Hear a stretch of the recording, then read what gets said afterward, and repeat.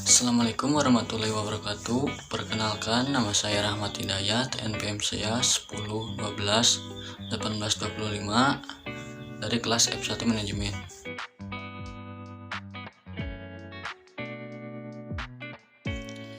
Definisi rasio keuangan. Rasio keuangan merupakan alat analisis keuangan perusahaan untuk menilai kinerja suatu perusahaan berdasarkan perbandingan data keuangan yang terdapat pada pos laporan keuangan. Fungsi rasio keuangan. Rasio keuangan memiliki fungsi-fungsi penting yaitu sebagai berikut. 1. Mengetahui optimalisasi keuangan. 2. Melihat efektivitas manajemen operasional. 3. Melihat optimalisasi penggunaan aktiva. 4. Melihat tingkat kesehatan keuangan dalam perusahaan. 5. Acuan untuk menganalisa kemampuan perusahaan untuk berkembang. Jenis-jenis rasio keuangan. Jenis rasio keuangan itu sebagai berikut. 1. Profitability ratio atau rasio laba. 2. Liquidity ratio atau rasio hutang jangka pendek. 3. Absensi ratio atau rasio hutang. 4. Activity ratio atau rasio aktivitas. Pengertian rasio profitabilitas. Rasio profitabilitas merupakan perbandingan untuk mengetahui kemampuan perusahaan dalam mendapatkan laba atau profit dari pendapatan terkait penjualan aset dan ekuitas atas dasar pengukuran tertentu. Manfaat rasio profitabilitas.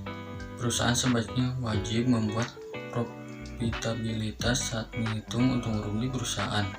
Berikut ini manfaat dari rasio profitabilitas yang perlu Anda ketahui. 1. Dapat mengetahui secara pasti laba atau keuntungan dari perusahaan dalam bentuk tertentu. 2. Sebagai tolak ukur dalam penilaian yang dilakukan bank atau investor kepada perusahaan. 3. Memahami efisiensi dan sebuah bisnis. 4. Untuk manajer perusahaan, rasio profitabilitas ini bisa menjadi acuan untuk mengevaluasi kinerja perusahaan. 5. Sebagai tolak ukur bagi trader saham dalam menilai apakah saham perusahaan layak untuk dibeli. 6. Sebagai acuan dasar dalam aspek pajak perusahaan.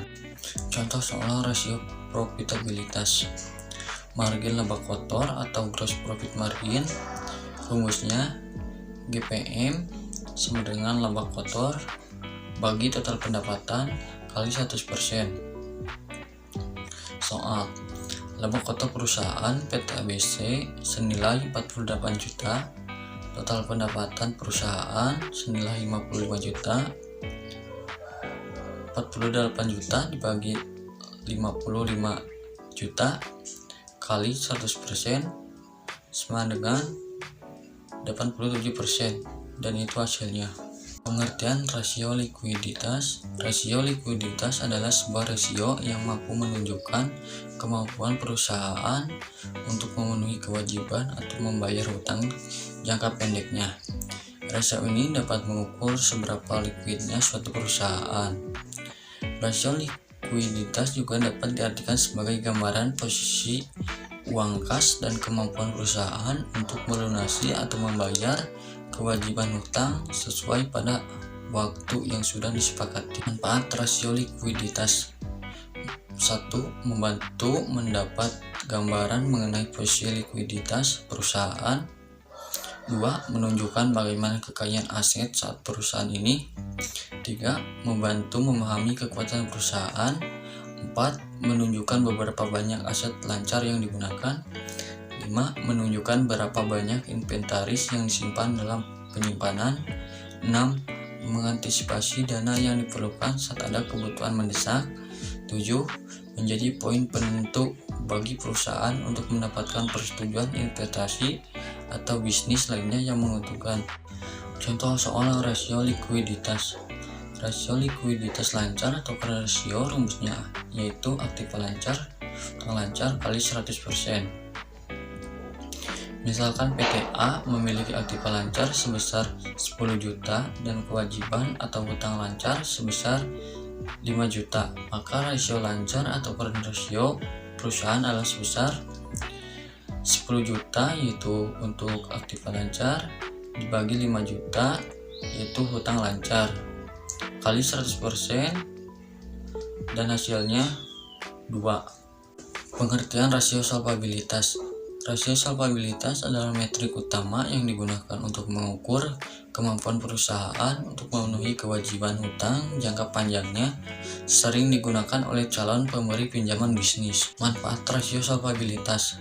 Adapun tujuan analisis rasio solvabilitas dan manfaat rasio solvabilitas bagi perusahaan yaitu mengetahui posisi perusahaan terhadap kewajibannya kepada pihak lain atau kreditor sebagai penilaian kemampuan perusahaan dalam memenuhi kewajiban yang bersifat tetap seperti angsuran pinjaman termasuk bunga. Contoh soal rasio solvabilitas. Debt ratio atau rasio utang, rumusnya yaitu rasio utang sama dengan total utang bagi total aset kali 100%. Perusahaan XZ memiliki total aktiva sebesar 8 juta, hutang lancar sebesar 15 juta, dan hutang jangka panjang sebesar 23 juta. Maka berapa rasio hutang terhadap ekuitasnya?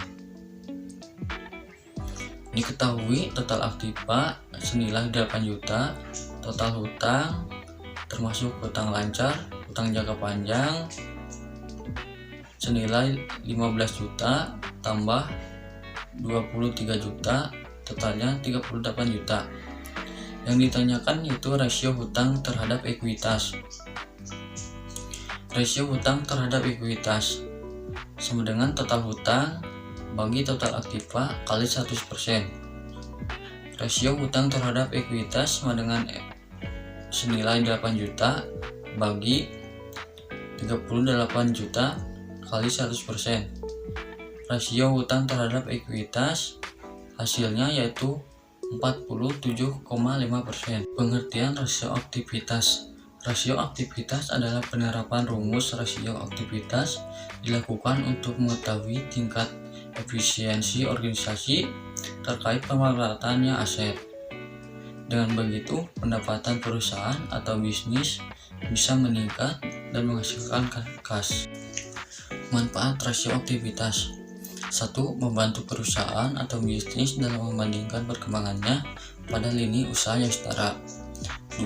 Mengidentifikasi masalah serta membantu perusahaan dalam melakukan koreksi yang dibutuhkan terhadap aktivitas bisnisnya. 3. Menyederhanakan analisis melalui penyediaan data keuangan menggunakan format yang lebih simpel agar pengambilan keputusan bisa dilakukan lebih optimal dan tepat sasaran. 4. Investor mampu menggunakan informasi dari rasio ini guna membantu mengoptimalkan aktivitas investasi atau penanaman dananya karena proses evaluasi dari analisisnya didasarkan pada data serta angka yang akurat. Contoh soal rasio aktivitas. Rasio perputaran piutang rumusnya yaitu rasio perputaran piutang sama dengan HPP bagi hutang usaha kali 100%. Contoh soalnya yaitu sebuah butik baju B dalam sebulan mendapatkan hasil yaitu sebesar Rp10.560.000. Besarnya hutang usaha yang dimiliki butik baju B adalah sebesar Rp5.237.000. Berapakah rasio dari perputaran hutang butik baju B?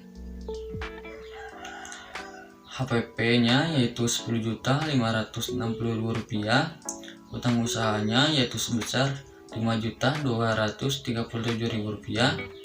Rasio perputaran piutang sama dengan HPP bagi hutang usaha yaitu Rp10.560.000 bagi Rp5.237.000 dan hasilnya yaitu 2.